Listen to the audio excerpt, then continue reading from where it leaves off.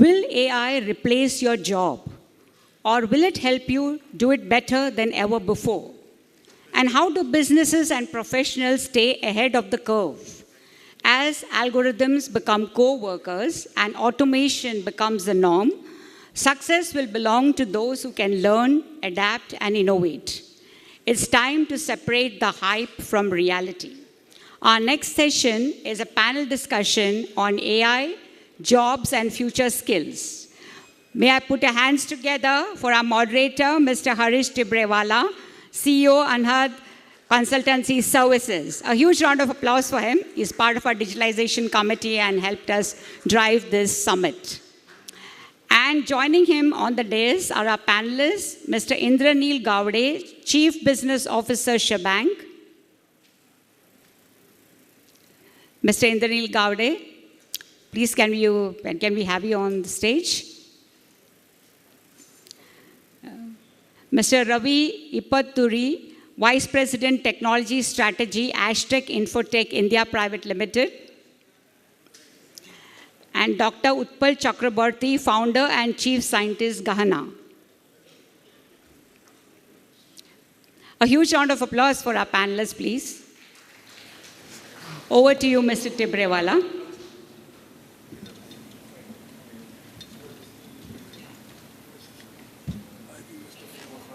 Paging for Mr. Indraneel Gowde. If you are in the room, please join them on the dais, please. Thank you.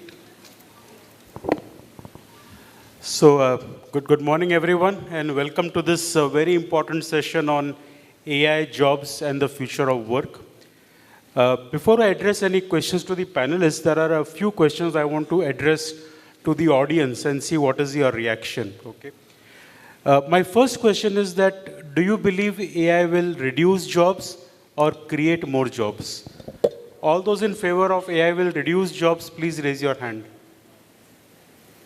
Okay. And how many think AI will increase number of jobs? Very interesting, very, very optimistic audience who believes that AI will increase the number of jobs. Let me ask a second question, If your company hires an AI manager for you to report to, will you be comfortable reporting to an AI bot, or would you prefer to report to a human being? All those who are comfortable reporting to an AI bot? At least a few. And how many want to continue reporting to a human being? Okay, so mood of the house changes now. We still believe in human and human capital. Let me ask the third question.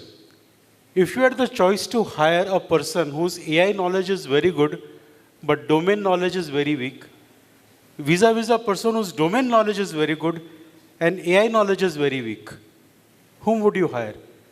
Would you hire the guy with more domain knowledge and weak AI? How many? Okay, so a lot of us believe in domain knowledge. And how many would prefer a very smart AI guy, maybe with less domain knowledge? That's a very interesting mix, So these are real questions, right, that we are going to be addressing in the next few years, where we'll see actually AI bots kind of come into play. And are you going to hire a bot, or will you invest in a human being? It's a real question. So when we look at jobs and future at work, it is all these questions that we need to address. Let me start with the first question for my panelists. How do you see the big picture? The question is for both of you. Every wave of technology comes in. First, there is a fear, jobs will go away. What actually seems to happen is different. It creates more opportunities and more jobs. We saw this happening in computerization and when e-commerce came and cloud came. What do you think will happen now? Is AI going to be any different, or will it be replicating the same principle? Ravi, you want to go first?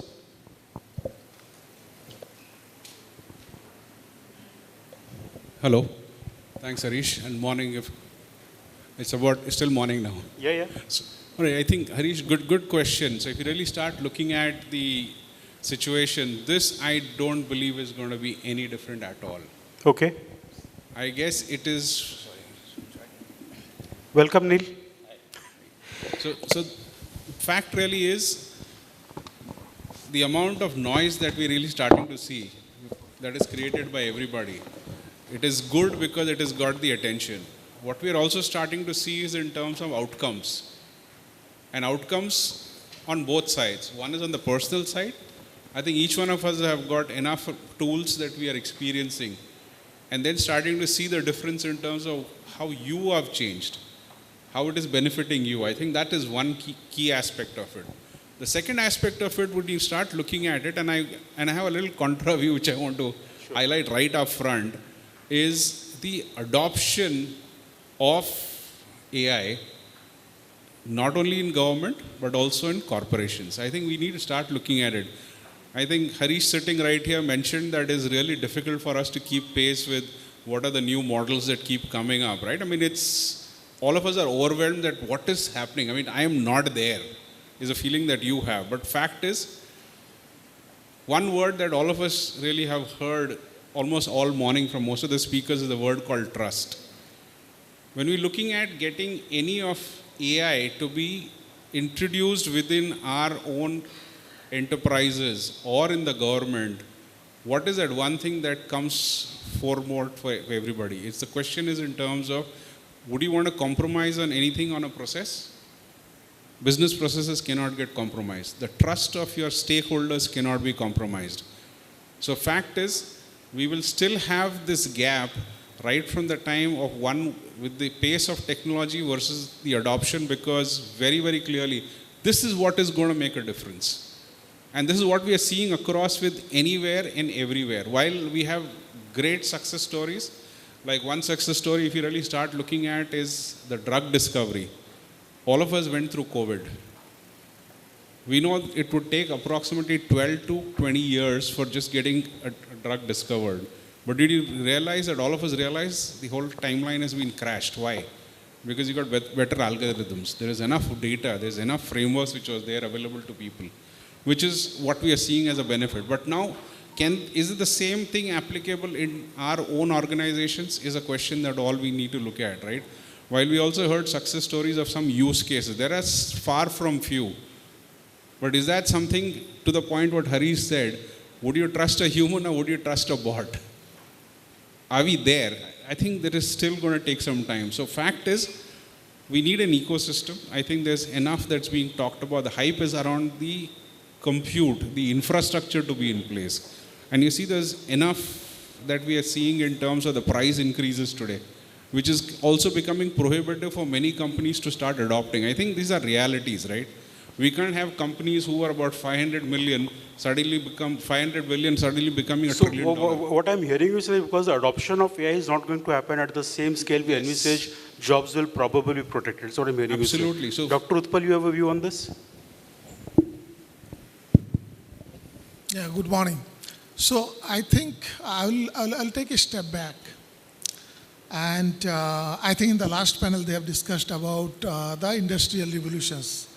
So essentially, whatever innovation or automation that we have been doing for last, say around 200, 250 years, these are all targeted towards eliminating human labor in one way or the other. Now, in different industrial revolutions, what we have seen is basically a short-term effect, a mid-term effect, and a long-term effect. Now, in the short-term effect, what happens? It is a little bit painful. So normally, any automation, it takes some amount of job. So here in this case, because this is a cognitive revolution, right? Because it's not like machine is getting only muscle power or compute power. It is also getting the cognitive ability of human being, which is our USP, basically. And it is replacing many of the cognitively challenging jobs. So in mid-term effect, what happens?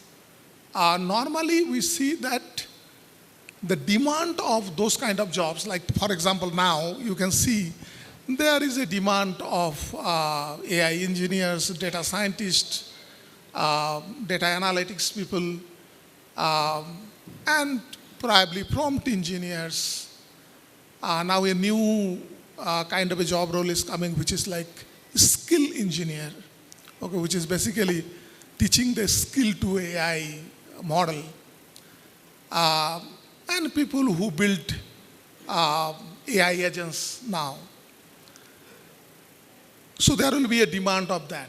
And it happens in the first industrial revolution and second industrial revolution also, it happened in the same way. In the long term, what happens normally, the job roles are elevated. Okay. So people normally tend to do more cognitively challenging jobs. So that's what everybody is expecting, that this is going to be the landscape. So a good example is basically a self-driving car, right? So definitely when this autonomous vehicles comes into the street all over, many of the drivers are going to lose their job. And that's the reality. But to build that infrastructure where the autonomous vehicles will run completely autonomously, putting all IoT devices across your smart cities, I think that will create lot many jobs, right? So this is an example. And now the same can be extrapolated probably into different sectors. Right. So what I heard from Ravi says that the adoption is very slow, so we'll not see that kind of a job loss happen. What I'm hearing you say is that job roles will transform. What was good today may kind of transform to something else, but jobs will be there. Neil, what is your view? The question to which you are trying to find an answer is, because of AI, will jobs go away? What is your view? So good morning. Sorry, I'm a little late. The ITC traffic is notorious. I think I have a little contrarian viewpoint than both the gentlemen sitting on the stage with me, because I think we work in a slightly forward, first touched by AI industry like digital marketing, technology, and media sciences.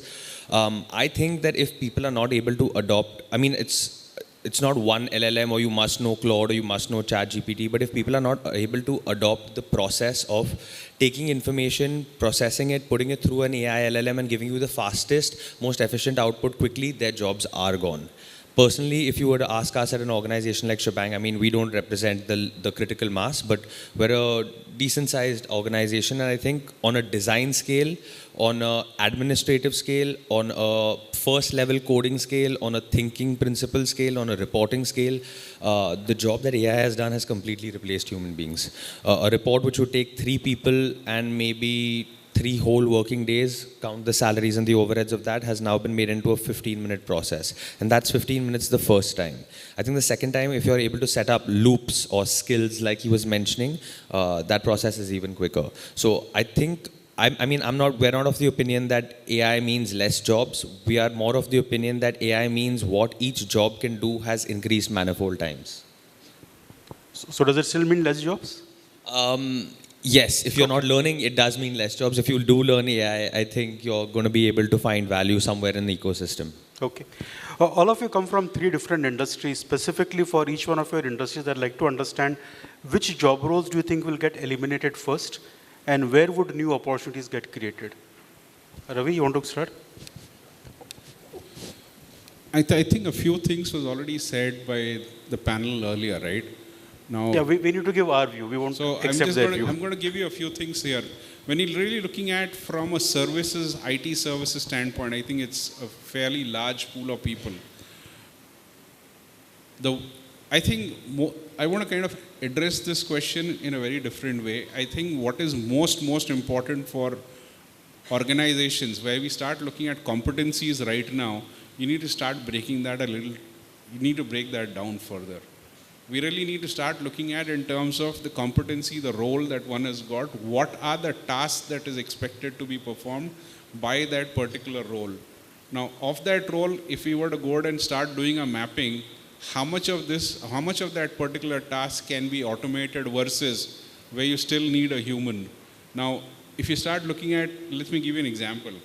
How automation really, let's take testing. I think everybody looks at testing, right? It's a very important function which all of us talked about.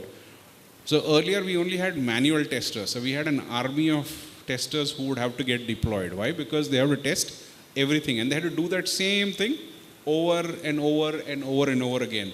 Then came the introduction of some technology tools wherein you could record the same tasks which this manual tester would do, and you would play. Correct? So if you start seeing that automation got in, so there is a little bit of automation which is coming and you're trying to do the same thing. What did it ended up doing? So if something which could be repeated was automated, right? Record and play sorted out most of the work out here. And then what was the human or the quality engineer supposed to do? Was look at the exceptions, right? So it all started from a manual to a semi-automatic, and if everything could be automated, they automated that. I don't see this changing any bit here right now also. So if you start looking at, similarly, the task which can be completely automated versus where you really need a human. So if you're looking at roles, coding is one aspect of it. Customer services examples that we talked about where people can take calls, right? And you have a human in the loop also, basically to start looking at and adding value in there. That is a very critical thing that one starts looking at. These are like very, very basic, but more so today if you're looking at with cybersecurity, there is enough and more in terms of issues, the logs that one has to go out and manage. It is humanly impossible for one person to sit down and start looking at all these pieces. This is where we'll start seeing technology starting to come in and make a difference in here. So where we can start seeing the exceptions that come out are the ones where you need a human. And you kind of keep iterating this till such time that you can get more and more automation coming. So what I hear from you is that coders and testers, these kind of job roles may vanish, AI can take over. Which will be the new job roles in the IT industry created? Good one. So if you really start seeing these roles that we are seeing, right, the entry-level coders or whatever else, they will start evolving a little bit in terms of, I can have an agent to go ahead and generate some code, but let's not forget, to the question that you asked, domain and context is very, very critical. Is the coder only going to start looking at code? Is it only going to be syntax are you looking at? Or are you going to start putting in context? Who is going to go ahead and fix the code if the context is not those there? kind of roles may actually evolve. Okay. So if you really start seeing there is going to be an evolution because the same person will now start being trained to validate the same piece out there. So question is in terms of from a maker checker, if you see that, there will always be a maker percentage versus a checker percentage. That is a key shift that we're going to start seeing very, very critically. So maybe the maker work starts getting taken care by the bots and the checker work starts becoming more and more human in nature. So the percentage, something like this. So the point is things don't get eliminated, but if you start seeing you're going to do much more, right? Sure. So is a human going to disappear? I don't believe that is going to go disappear completely, but that will morph into starting to see the role shift happening for a person. So just staying with you, Ravi, how do you see the future of IT industry? You know, we had Hareesh Mehta tell us Vinod Khosla's statement that IT industry has no reason to survive in 3 years' time. Okay, what is your view? You come from the industry. Is the best days of IT industry over or is it still to come? The best is yet to come. Okay. Please defend. Being an optimist, right? Please defend that.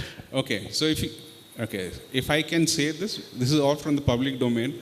We heard Mr. Chandra from TCS mentioning the number of agents that he is going to get created, correct? Who is going to manage that? So our roles today, now if you look at our own households, everything was manual, right? Yeah. Everything was manual. Everything was manual. Now see the same thing with your workplace right now. How much of automation came in? Then you outsource that by getting in some external assistance at home to go ahead and manage that. So what you are saying, it is safe to invest in all these stocks, IT stocks at this point of time. Am I right? So, okay. That is, I think I'll leave it to the experts to kind of give you that insight because they do better research. Sure. However, the point really out here is roles are going to evolve. Very critically, one will have to start looking at your workflow, as I mentioned. The task will have some aspect which will be done by an agent, code, and there's going to be something which is going to be done by a human. So if you really start seeing, what is more important is, how are you, now, to the question that you're saying, just by putting in this AI element or whatever, who is going to own the responsibility? What if something goes bust or rogue? Now, Dr. Utpal, what's your view? In your industry, what kind of job roles may vanish and what new job roles may get created? So we talked about like the coding or software engineering role, right? So I think we'll have to go back to the first principle.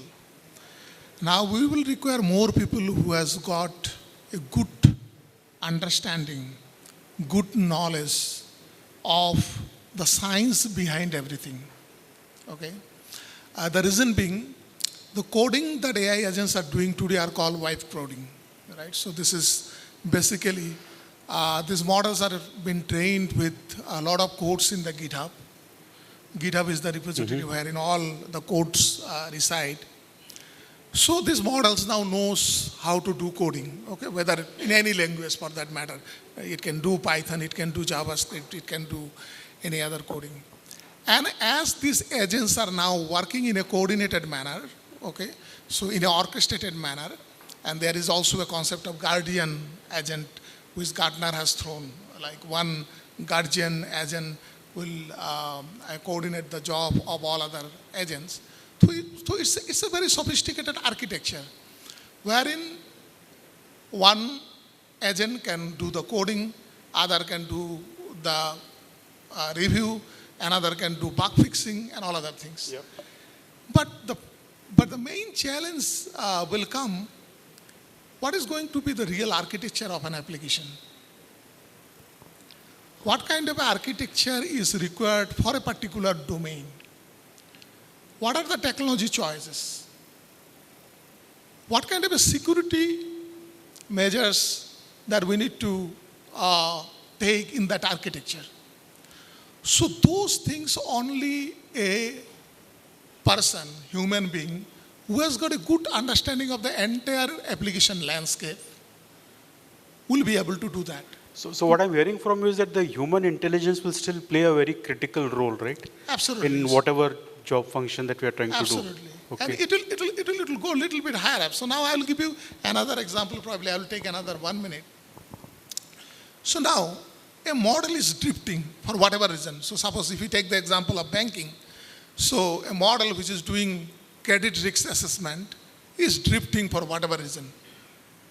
Now your agent will not be able to fix that so easily, right? Because there are a lot of parameters, what kind of feature engineering has gone into that, what is the root cause of the drifting. Now analyzing that and fixing that will require a real human. So something very similar to Ravi, the low level tasks may go away, but for the high level tasks, humans will be required. Neil, what's your view? You run a large agency and content creation probably was the first place to get attacked by AI. Absolutely. Which job roles you think in your agency will vanish and where will the new ones get created? So I think I'm in a certain amount of conjunction with what the gentlemen have said. I think the technical or the mundane roles will be completely replaced, I think, by AI. I definitely think designers as a profession is in serious threat because there are sort of self-serve platforms which allow people who have a vision to create an end-to-end product that they want. And I see that consumer-facing AI technologies every day are launching which are solving very specific problems. So I feel that human intervention is now going to be more on a humanization stroke creative level. And I feel like a lot of the technical software-oriented tasks, at least in my work stream, are going to get completely eliminated. Or if not eliminated, severely reduced. 1 for every 5 designers we used to need. So in that context, how do you see the future of creativity, right? An agency's job is to come up with creative ideas. If AI can do all the creativity, are creative people at risk? I don't think so, because like I said, right, the AI can do the job once you give it a direction, a blueprint or a plan. And I think as long as we're marketing to humans and not to another AI for another human being, that human element or that human touch, I think will stay, and that's where the creatives will sort of be able to flourish. So you're saying there is still hope for creative people? Definitely, there is always hope. Ravi is keen to contribute? See, very clearly, again, to the point what he's saying, all of us look forward to something. When you say the creative aspect of it is something original, something which, it's not, what is new? You're looking at something fresh, right? And today, I think all of us are evolving to distinguish between synthetic versus original, correct? And even a little blur can tell a difference. And there is so much that all of us are starting to see, right? Is where one needs to start looking at it, and you can make a difference. And why do you really need someone? I think to the point, again, I would just want to kind of share this. You have this as a tool. It is up to you how creatively are you going to utilize that to come out with something better, right? And then try and create something which is you just starting. So your imagination is, so what you dream or you imagine is now what you can start creating is the difference that you've got. So there is still hope for creativity, you know. Absolutely. I met a friend from Singapore a few months back, and he runs an agency, a single person agency. He has a bot that takes care of customer relationship. Another bot does the creativity. Another bot does the media planning. And the single person is only he in the agency.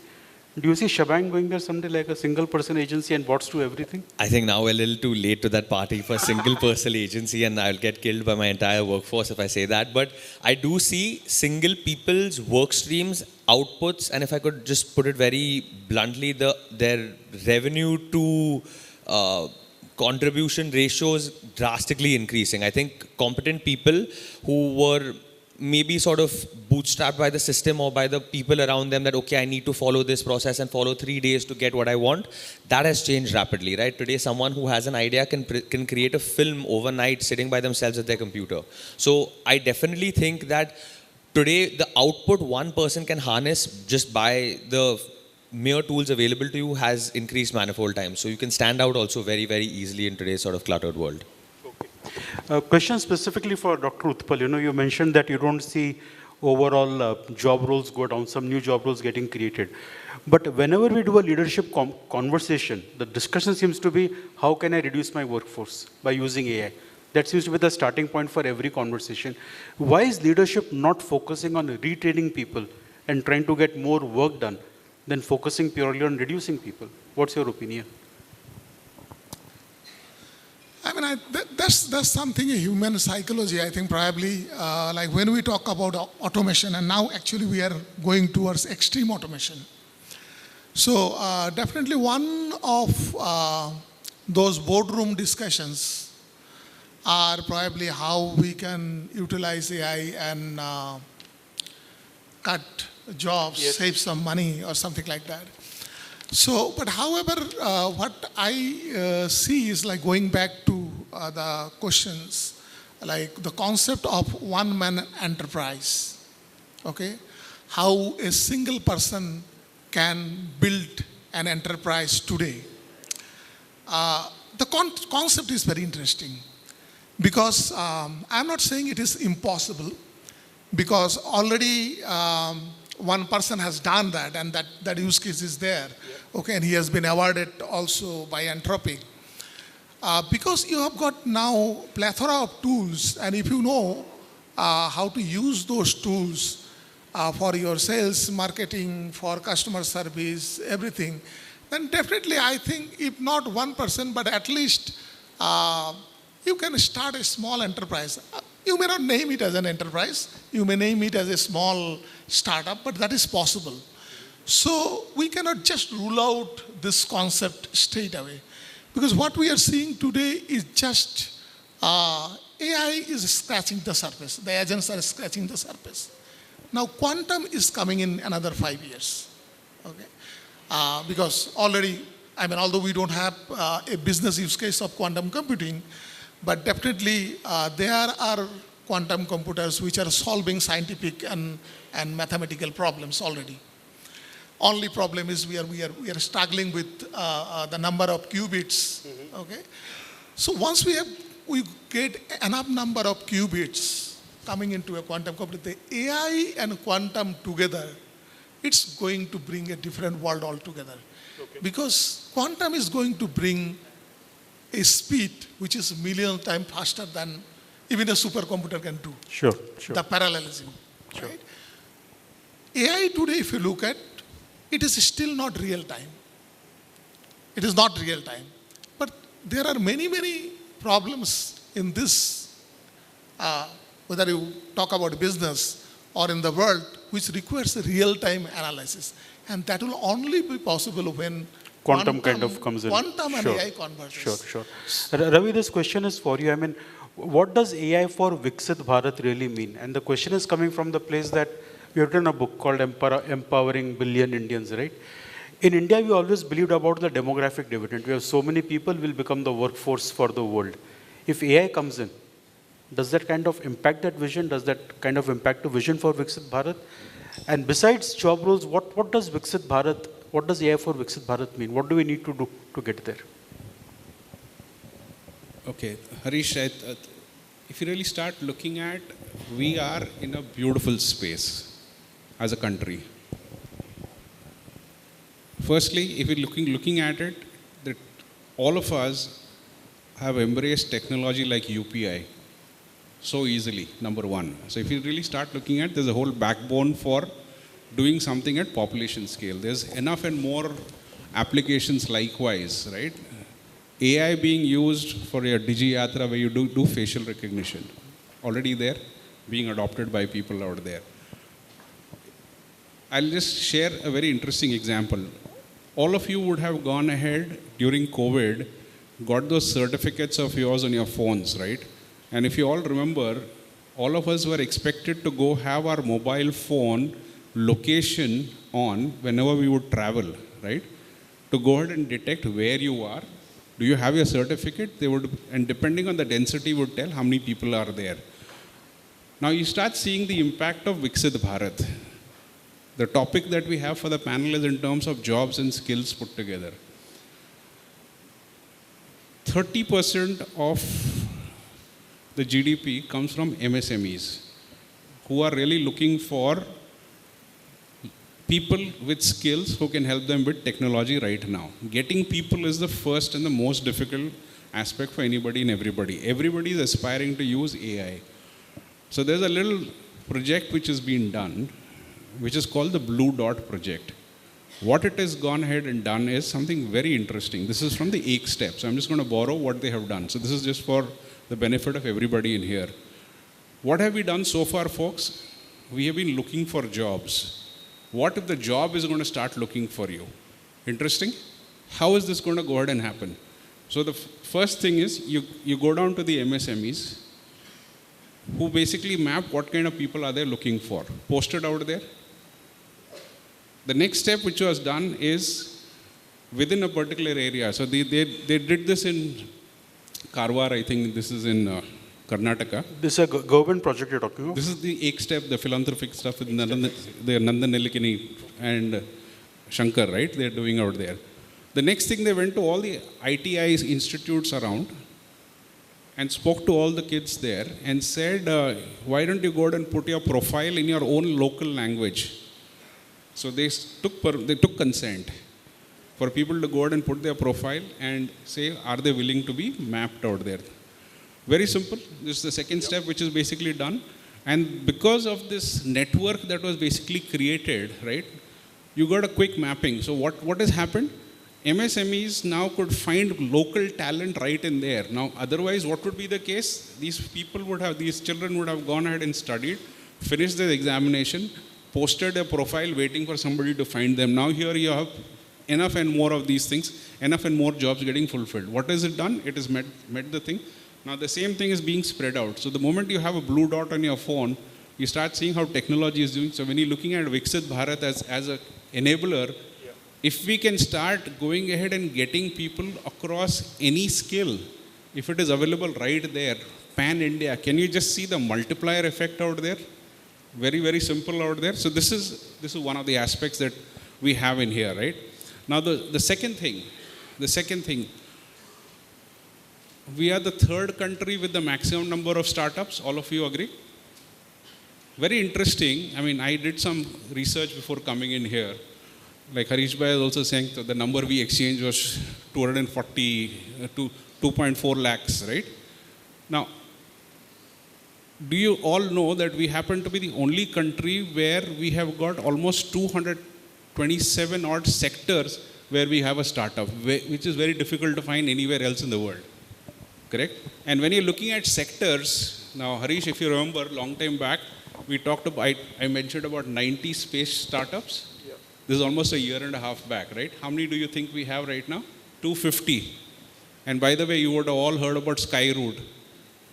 All of us are with the feet on the ground. People have got their head in the air, right?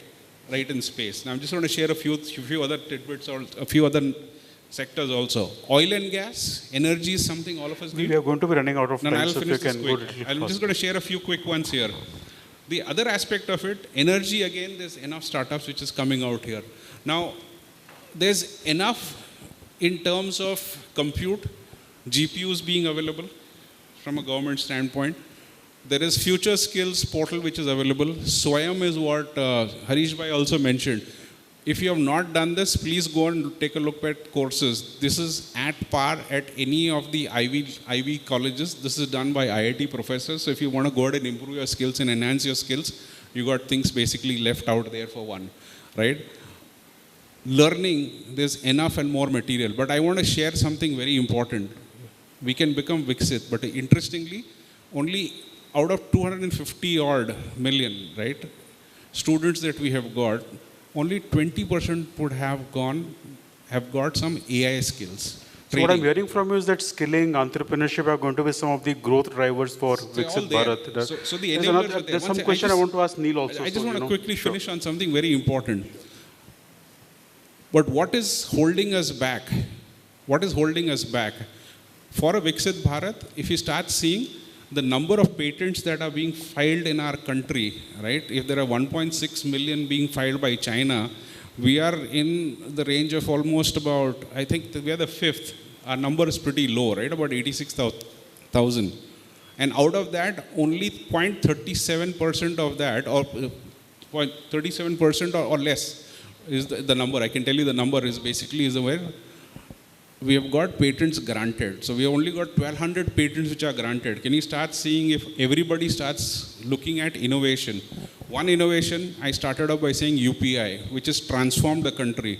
Imagine all our students, even if 1% of our students and our entrepreneurs do it, where will we be? Skilling, entrepreneurship, patent, these are some of the key things to get into innovation. AI for Viksit Bharat, innovation. Which will change, transform the whole game. Neil, this question is for you. You know, if a youngster out of college approaches you today for career advice, what would you ask that person to learn or get skilled in? So I think that's a really interesting question. I think today if someone's starting out, it'll be very overwhelming for them because they're really scared that what am I going to do? I think what I would ask them to do is skill themselves in open source technology, because like he was talking a little bit about Viksit Bharat and about innovation, I think we'll never truly be Viksit Bharat until we have our own air-gapped technology, because today, whichever one of the behemoths we're talking about, our data is being stored somewhere else. And yes, right now, while we're in this whole creation mode and everyone's creating a nutrition calculator for their child or creating a step calculator for themselves, when our sensitive business information or any innovations that our country has in store start getting stored on these platforms and they're being stored elsewhere, I think that's a critical data gap for us. So I think what I would request or I would advise someone to do is focus on open source tools, focus on tools that you can build specifically for India and that you can keep local. The moment that starts to happen, I think the government will also benefit from it, and as a country we'll benefit from it. Okay, great. We have just 4-5 minutes left before I open for audience questions. I have a quick rapid fire round with the panelists, you know, so please bear with me. Neil, will start with you. There are 5 questions I will ask you. Give me whatever answer comes to your mind. Your favorite AI tool? ChatGPT, Claude, Pilot? Claude. Claude. Would you trust AI to make an investment decision for you? I have recently, and it's been better than any decision I've made. Brilliant. If AI could sit on your leadership team, what role do you want it to play? Advisor, analyst, or risk manager? Analyst. Analyst. One profession that will actually be in more demand in the era of AI? I would say prompt engineer or someone who teaches AI would be the most, I think, sought after skill right now. That's interesting. And one prediction, AI prediction for 2030?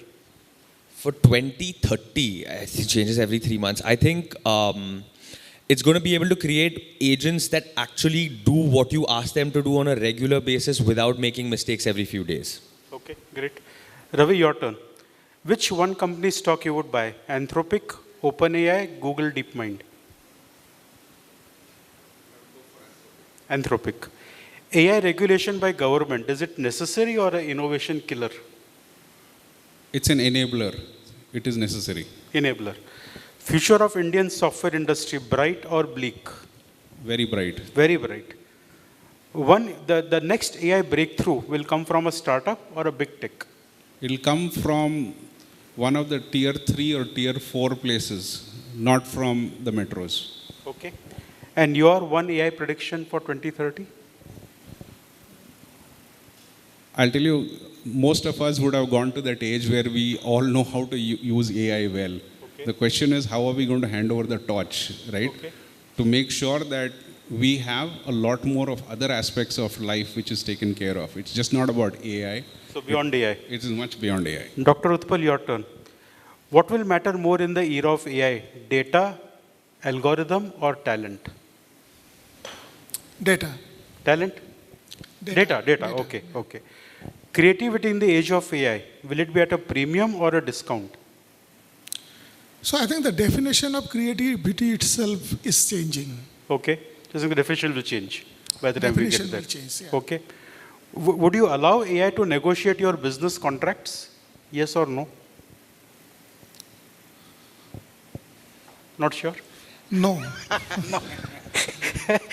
He runs a business about AI, but he's not sure to let AI negotiate the contract. Okay.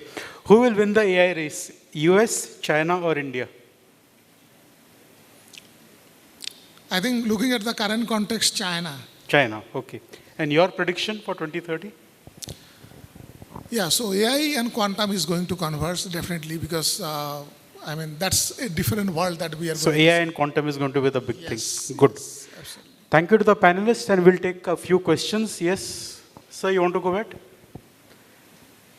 Very quickly, we have just a minute, and maybe we'll borrow a minute more. Okay?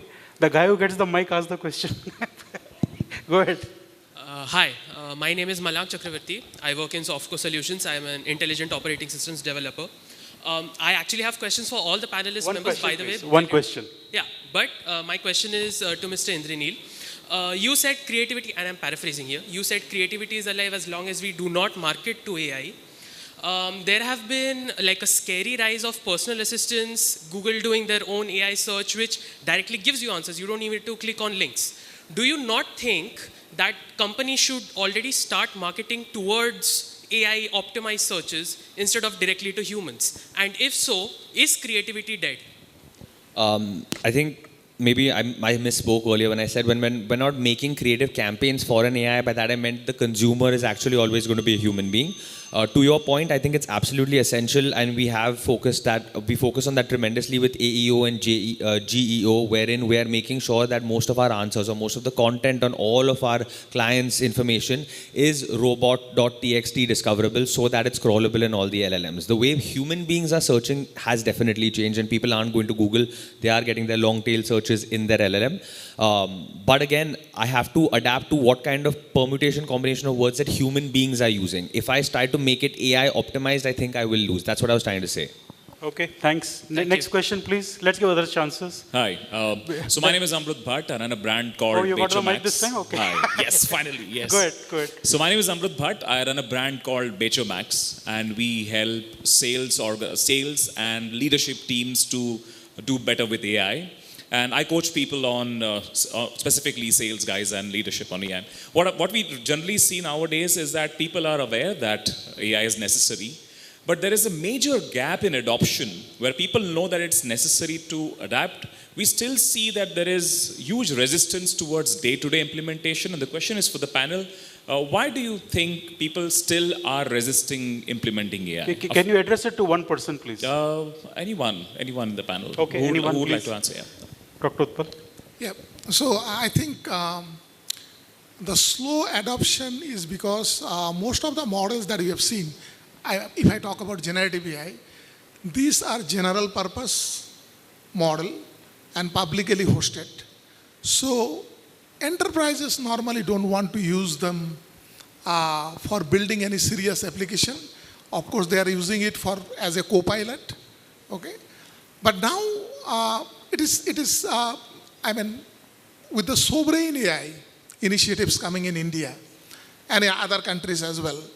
So I think you will see more and more adoption of real AI applications in our critical sectors, even in banking and finance, in defense, in other sectors as well. So I think the security and privacy concerns are the main concerns why the adoption is not that great. Is that answers your question? Okay. We'll take one more question, please, sir. I have the mic. Can I ask, please? Okay, please. I'm Supriya Sane, founder, Sensational. I'll keep it really crisp. So we all know that AI is a tool. So how do we make it more human and humane? And I am heavily influenced by Japanese philosophy of doing it right the first time and every time. And we all know how erroneous AI can be. So if any of you could answer Ravi, my question. I think that's a brilliant question. Now, getting it right the first time, you also got to start taking baby steps as you go along. So as you keep building comfort, confidence, and trust is the way for you to go forward. You cannot just go all 9 yards in one go. If you're building up, for example, a workflow, you start looking at the parts of the workflow, right? Getting some specific tasks done, start embedding that, because there are other elements which needs to be start looking at, and that's the only way you can do that. So plan it right, and then execute it as per your plan. That's the way to go ahead. Thank you so much. Okay, thanks. We'll close the panel discussion here. The panelists are here. Please feel free to talk to them over the break. Thank you all of you for a very insightful conversation. Looking at the questions, you can figure out how valuable the discussion has been. Thank you so much. A huge round of applause for our esteemed guests. And we would like to, gentlemen, to give you a memento on behalf of Bombay Chamber. I request Mr. Hareesh Narayanan to do the honors. Can we have some more claps for them? Yeah, I think it was a very interesting conversation. Thank you very much, gentlemen. And thank you, Mr. Tibrewala, for moderating that conversation very well.